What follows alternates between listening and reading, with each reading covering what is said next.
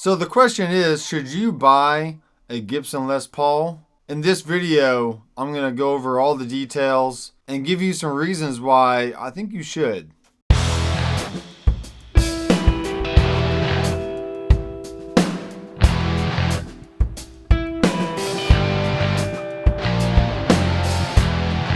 So the Gibson Les Paul is an iconic brand that's been around for over 120 years. And it's been through lots of different hands as far as management, ideals, location of factory, and so many other factors that it's hard to dismiss the reality that this brand is still alive and kicking today. And I think with the current management under CJ and so many others behind the scenes that the Gibson guitar is coming back. And it's not going anywhere anytime soon. So this guitar that I hold in my hands actually belongs to a long friend from high school. And I'll be sure to leave a link to her YouTube channel down below where she sings lots of covers. So be sure to check her out. So this is a Gibson Les Paul Studio. And it should be from around 1994, somewhere in there, maybe 1992. Can't remember exactly what she said. But you can see that the cracks that look really cool. And this used to be a pure white guitar, and over the years it's slowly turned yellow, which is really, really neat. It does have some love marks on it here and there, some scratches. But in all regards, this is a rock and roll machine that I wouldn't mind using for any rock show, recording studio session, or pretty much just playing around doing whatever I want. So some defining characteristics that makes a Gibson is one, the headstock. You can see the open book design on the top of the headstock there, which is really nice. You have the Gibson logo with the Les Paul signature and with the truss rod cover that says Studio.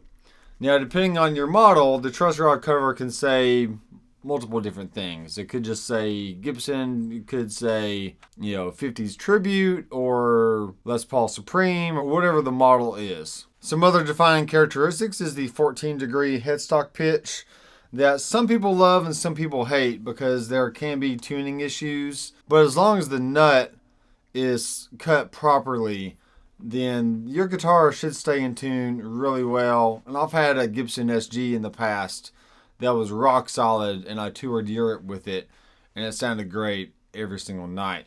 So don't let the pitch of the headstock deter you from getting one of these bad boys. Now the neck thickness is just perfect for my hands.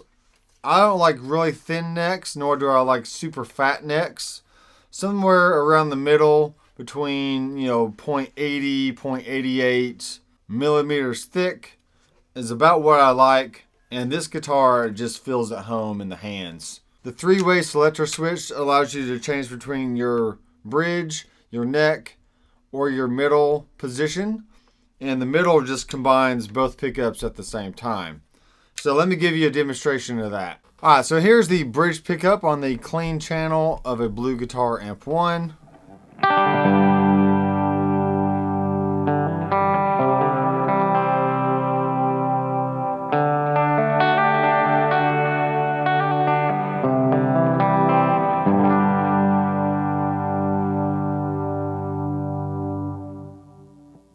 All right, here's the middle position, which combines the bridge and the neck.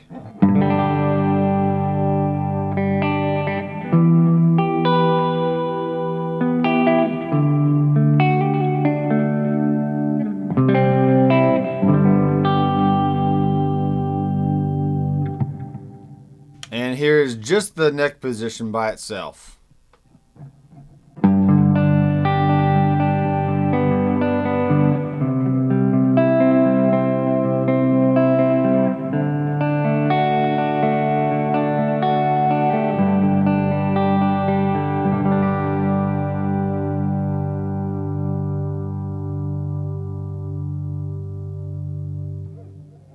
So you can get a really bright tone out of the bridge or a warmer sound out of the neck. But regardless, these pickups sound really good. Alright, so now we're going to go over to some overdrive on the modern channel on the Blue Guitar Amp 1. And this is what it sounds like on the bridge pickup.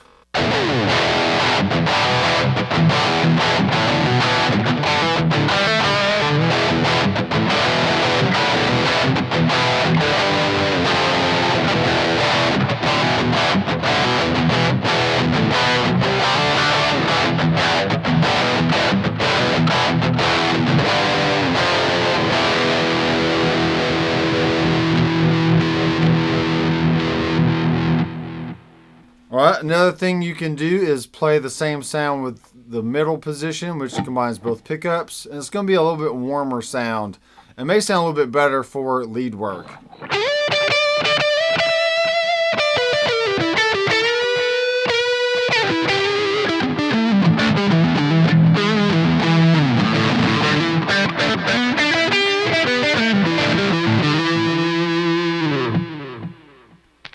And now we have the neck position, which is the warmest tone, and it sounds really good playing higher up on the neck.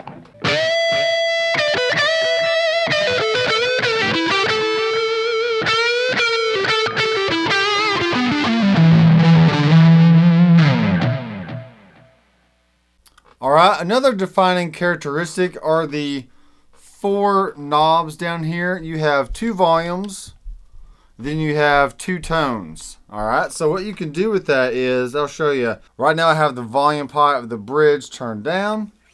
And as I bring this up,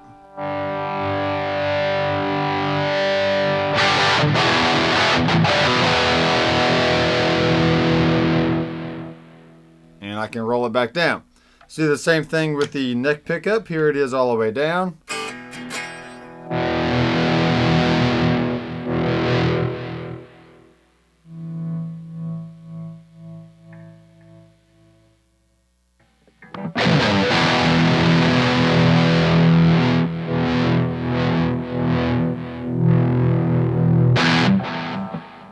Alright, another fun thing to do is actually roll the tone knobs down. You can get a different sound as well. So let's go back to the bridge and let's roll the tone knob down so you can hear what that sounds like.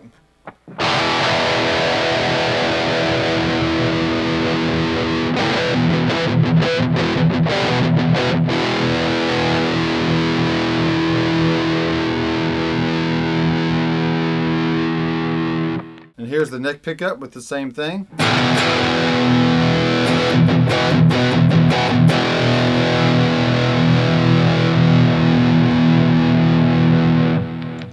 And a really fun trick is using the woman tone, made popular by Eric Clapton, and that is using the middle position and turning the tone knob of one of the pickups down, and you get a nice nasally kind of sound.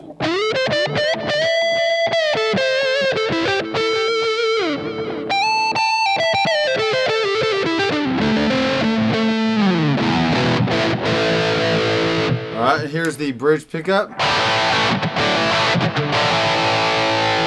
Back to middle.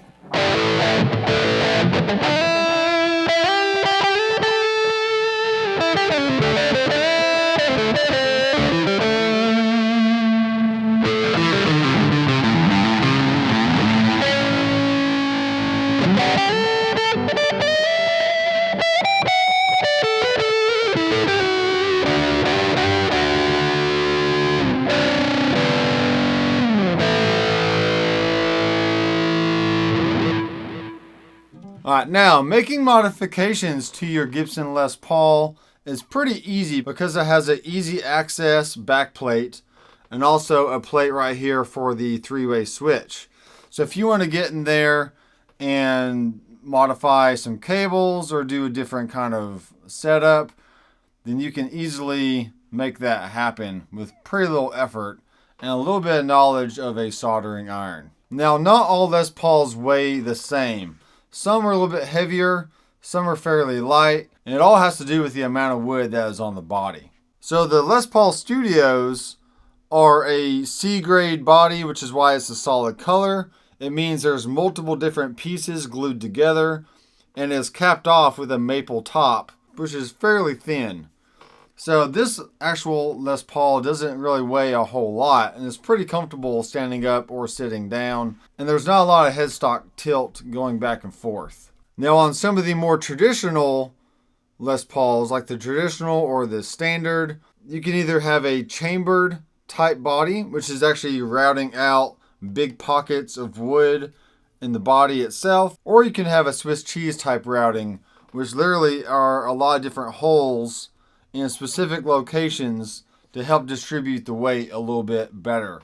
So you need to do some research on your own to make sure that you get the Les Paul that's right for you, whether that's the heavier end or the lighter end or somewhere in between.